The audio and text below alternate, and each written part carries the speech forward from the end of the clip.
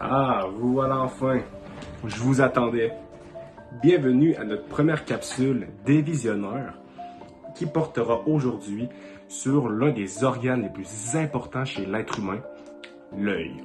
Donc, si vous êtes ici aujourd'hui, c'est probablement parce que vous vous demandez comment est-ce qu'une banale boule de tissu visqueux peut nous permettre de voir ce qui nous entoure avec une clarté exceptionnelle. Eh bien, en fait, vous allez vous rendre compte lors de cette capsule que cette boule banale que l'on appelle l'œil n'est finalement pas si banale que ça. L'œil est en fait une amalgame de tissus et de milliers de récepteurs nerveux qui agissent en cohésion pour nous permettre de distinguer les différentes formes et les couleurs de notre environnement grâce aux rayons incidents de la lumière. Cette boule est finalement si importante qu'une science complète lui a été attribuée. On l'appelle l'ophtalmologie. L'ophtalmologie a pour but d'étudier les différents traitements contre les différentes pathologies de l'œil. Car oui, malgré la conception exceptionnelle de l'œil, il peut y arriver des troubles qui vont venir empêcher son fonctionnement à son plein potentiel. C'est pourquoi aujourd'hui, accompagné du reste de l'équipe des visionnaires, donc Alexandra Bouchard, William Leblond-Fortin, Jean-Philippe Simard et moi-même, Olivier Supigère, nous allons aborder en fait 4 sujets qui vont venir englober l'œil et son fonctionnement. Le premier sujet va être l'anatomie et le fonctionnement de l'œil en général. Nous allons par la suite parler de l'acuité visuelle, qui est en fait la capacité à voir les objets de loin. Nous allons ensuite entamer les maladies oculaires et leurs impacts sur la vision. Puis finalement, nous allons aborder les méthodes de correction de la vue à l'aide des lentilles, ainsi que leur fonctionnement d'un point de vue plus physique. Donc comment est-ce que ça marche avec les rayons incidents et une vision plus optique de la chose. J'espère que cette vidéo vous aidera à en apprendre plus sur l'œil et à comprendre un peu le fonctionnement. Bonne écoute.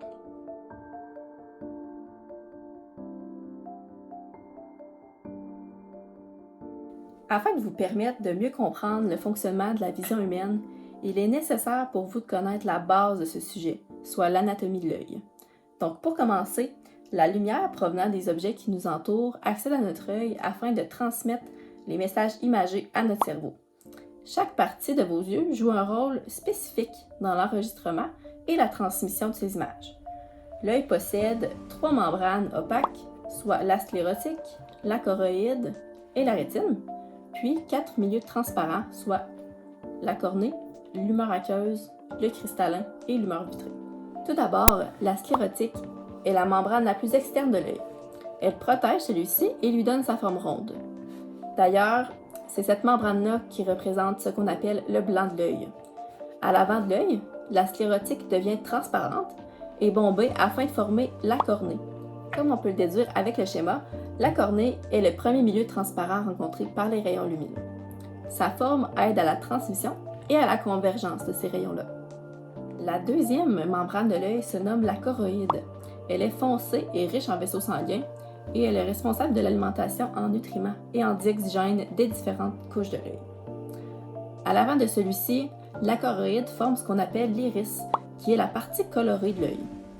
L'iris, grâce aux 2 groupes de petits muscles qui le constituent, contrôle l'ouverture et la fermeture de la pupille, permettant ainsi d'augmenter ou bien de diminuer la quantité de lumière qui va se rendre jusqu'à la rétine. Par la suite, les rayons lumineux vont traverser le cristallin, qui est une lentille biconvexe, c'est-à-dire bombée des 2 côtés, et qui est située directement à l'arrière de l'iris. Sa flexibilité lui permet de modifier sa forme pour accommoder l'œil ou pour obtenir une image nette, un peu comme la mise au point d'un appareil photo. Au niveau de la rétine, il est possible d'observer 2 types de photorécepteurs distincts, les cônes et les bâtonnets. Les cônes, eux, sont responsables de la vision du jour et de la perception des couleurs, puis sont situés dans une petite zone de 2 mm de diamètre, nommée la fovea. Et cette petite zone-là est centrée au milieu de la macula, qu'on appelle. Les bâtonnets, eux, sont responsables de la vision nocturne et des contrastes. Et eux, les bâtonnets sont répartis tout autour de la macula. On peut aussi apercevoir une tache où on ne retrouve aucun bâtonnet ni cône. Cette tache-là, on l'appelle la tache aveugle, et c'est à cet endroit-là que débute le nerf optique. Ce dernier sert à transporter les signaux nerveux jusqu'à l'aire visuelle du cerveau. Cette photo-ci permet de bien visualiser l'impact qu'ont les cônes sur notre vision humaine. Donc, à droite, on peut observer une vision normale, puis à gauche, en noir et blanc, ce serait une personne qui aurait perdu ses cônes ou qui serait née sans.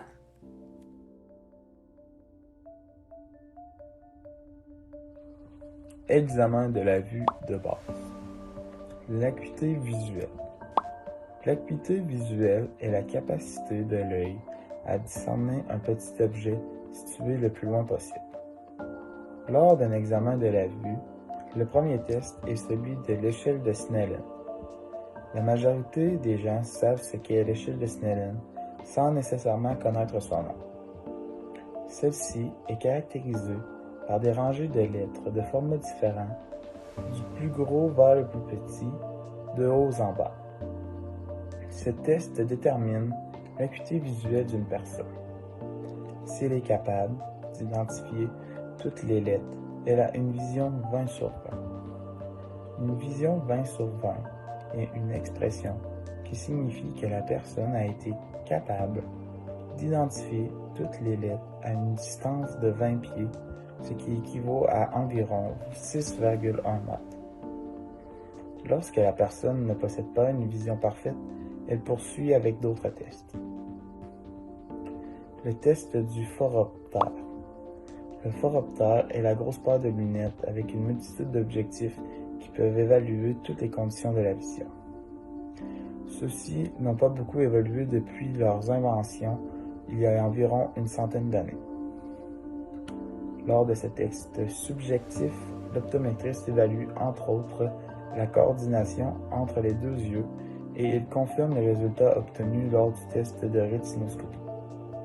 D'abord, l'optométriste calibre le phoroptère avec les résultats du test de la rétinoscopie et ensuite, il demande aux patients d'identifier des symboles, des lettres ou des dessins. Lorsque le patient voit clairement, on teste si les yeux voient bien en même temps. On teste comment les deux yeux collaborent, si le focus de près se fait bien, si le focus de près au loin est efficace, etc.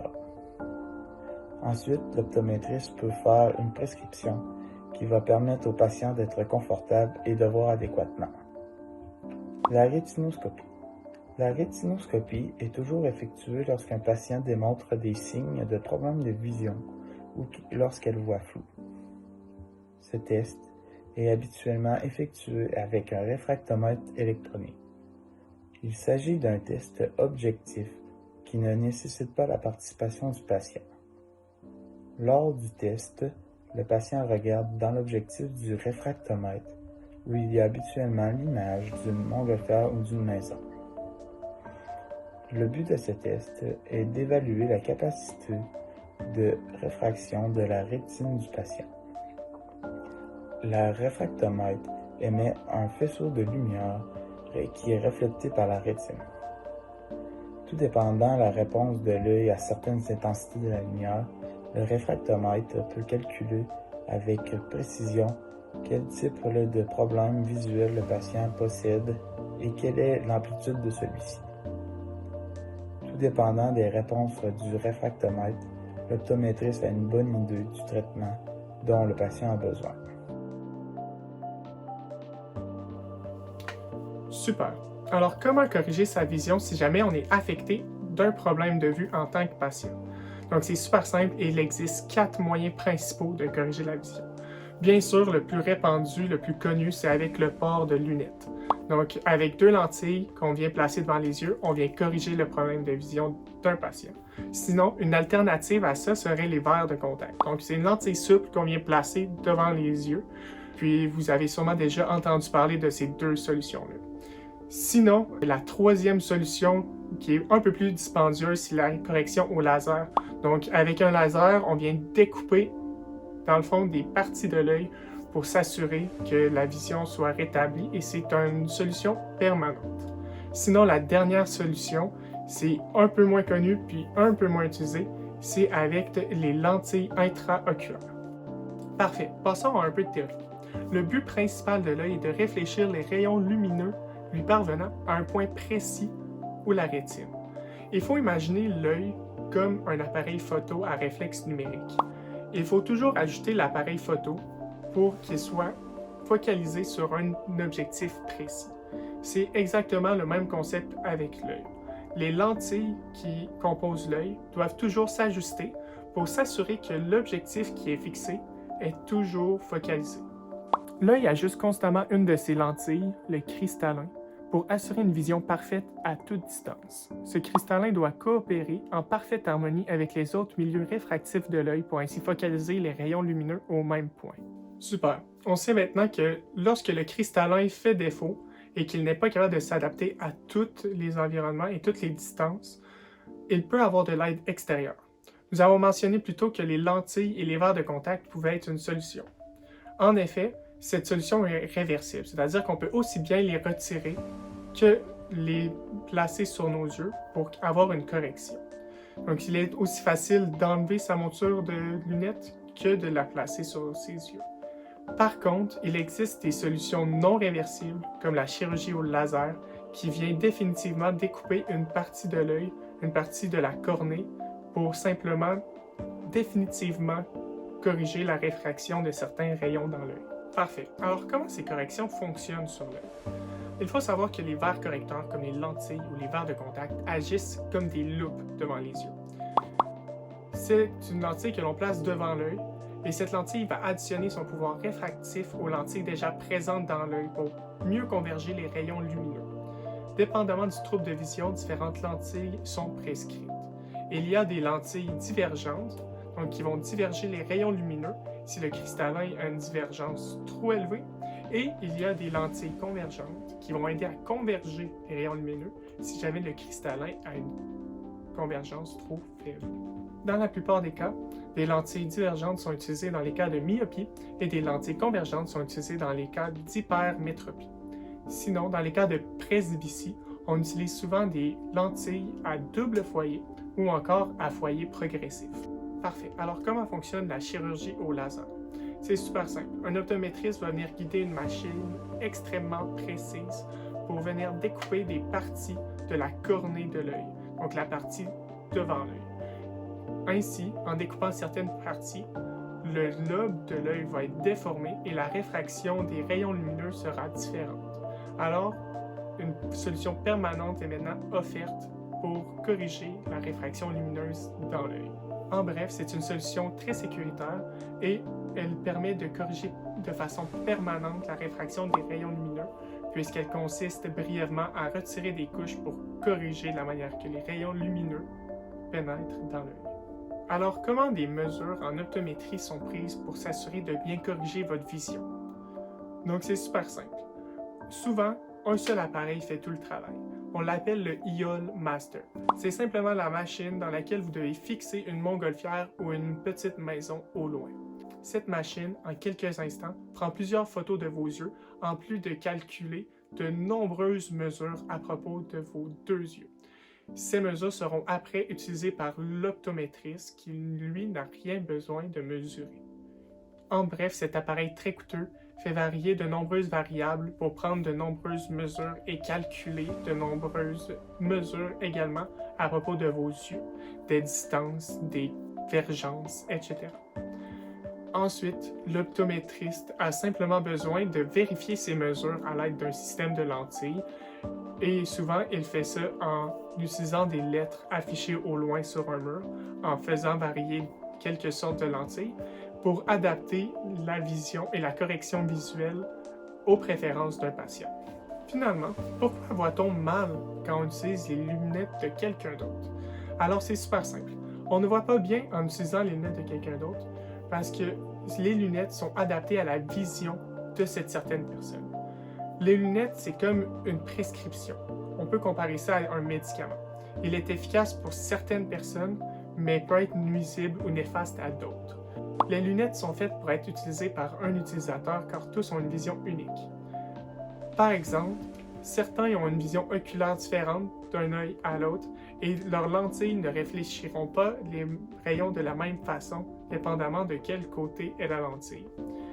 C'est pourquoi, d'ailleurs, que si on utilise les lunettes de quelqu'un d'autre, les rayons lumineux vont être réfléchis de manière très désordonnée dans nos yeux, ce qui va causer la sensation de flou ou un manque de vision.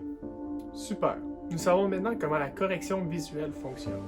Allons voir maintenant avec Olivier comment certains problèmes visuels peuvent affecter la vision. Comme je l'ai dit précédemment, nos yeux, malgré leur conception exceptionnelle, peuvent développer certaines pathologies ou troubles qui peuvent nuire au bon fonctionnement de notre vision.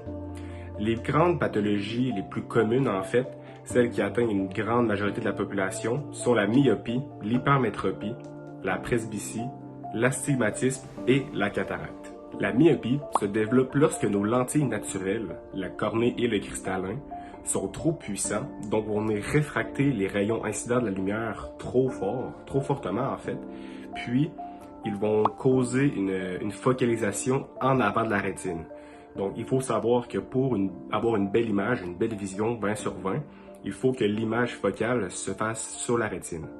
Donc, sachant cela, la myopie va créer une image, étant donné que les rayons vont être réfractés trop rapidement, d'une manière trop puissante, l'image focale va se créer devant la rétine, ce qui va amener à une vision floue. Souvent, les myopes vont avoir de la difficulté à voir les objets de loin. L'hypermétropie, à l'inverse, est lorsque notre cristallin et notre cornée sont trop faibles et ils vont réfracter trop difficilement les rayons lumineux incidents. Cela va causer une image focale qui va se faire derrière la rétine, ce qui va mener aussi à une vision floue. Par contre, comparativement à la myopie, cette image floue va souvent provenir des objets qui sont près de nous. Donc souvent les hypermétropes vont avoir de la difficulté à focaliser sur les objets près d'eux, puis vont avoir beaucoup de difficultés à lire, spécialement. La presbytie, quant à elle, est très semblable à l'hypermétropie au niveau des impacts. Par contre, celle-ci n'est qu'une dégénérescence normale qui vient avec l'âge. Elle est une dégénérescence normale, en fait, du cristallin, qui va devenir de moins en moins souple. Il va avoir de la difficulté à s'adapter aux différents rayons incidents de la lumière qui vont venir dans notre œil. Donc, cela va souvent affecter les gens de plus de 45 ans et vraiment une maladie, une pathologie très commune chez les gens plus âgés. Il faut savoir que normalement, notre œil, notre cornée et notre cristallin sont des objets avec un rayon de courbure qui est rond. Donc, c'est ça qui va amener une bonne vision périphérique qui va permettre que n'importe quel rayon provenant de n'importe quel endroit dans notre périphérie de vision va atteindre notre œil et va être d'une dimension normale et pas déformée. Par contre, pour les gens atteints d'astigmatisme, leur cornée et leur cristallin, à la place d'avoir un rayon de courbure rond, vont avoir un rayon de courbure plus d'un type de ballon de football. Donc, avec des coins un peu plus prononcés. Cela va amener à des distorsions de l'image et à une vision différente, tout dépendamment de l'endroit où est-ce qu'il regarde, en fait, de l'endroit où est-ce que les rayons où est-ce que l'image provient. Donc, par exemple, des images qui peuvent provenir de la droite de leur vision vont être un peu déformées, vont être un peu allongées.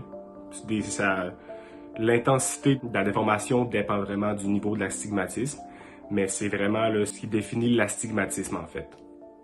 La cataracte, elle aussi, est en fait une dégénérescence du cristallin. Par contre, la raison est différente. En fait, la cataracte est une opacification du cristallin. Donc, souvent, cette opacification va se faire avec le temps, souvent à cause de l'hérédité, la médication ou l'environnement. Souvent, c'est très rare qu'on va voir de la cataracte chez les jeunes humains. Ça va souvent être comme la presbytie vers la population plus âgée, en fait. Donc, la cataracte, en fait, va venir rendre le cristallin plus givré, plus opaque, ce qui va empêcher la bonne traversée des rayons, en fait, à travers de la lentille, de la cornée du cristallin, en fait, ce qui va vraiment amener plusieurs problèmes là, au niveau de la vision, ce qui va altérer complètement le bon fonctionnement de l'œil, en fait. Là. Finalement, la bonne nouvelle est en fait que, grâce aux avancées exceptionnelles de la médecine moderne et de l'ophtalmologie, chacune de ces maladies peuvent être traitées soit par des lentilles correctrices intra- ou extraculaires, comme des lunettes par exemple, pour la myopie, l'hypermétropie, la presbytie. Des lunettes bien simples peuvent venir complètement corriger la maladie en fait, ou le trouble. Ou des opérations sont aussi possibles. Par exemple, des opérations laser pour les 3 maladies comme la myopie, l'hypermétropie. Puis on a aussi des opérations comme pour la cataracte qui sont en fait assez simples. C'est juste une opération qui va enlever la cataracte en fait. C'est aussi simple que ça. Puis cela va amener à un guérissement permanent en fait. La cataracte va disparaître à jamais, étant donné que c'est une dégénérescence du cristallin. Là. Donc, voilà. Donc, merci de nous avoir écoutés et on espère profondément que nos explications vous ont permis de développer une vision plus profonde sur le sujet de la vue humaine.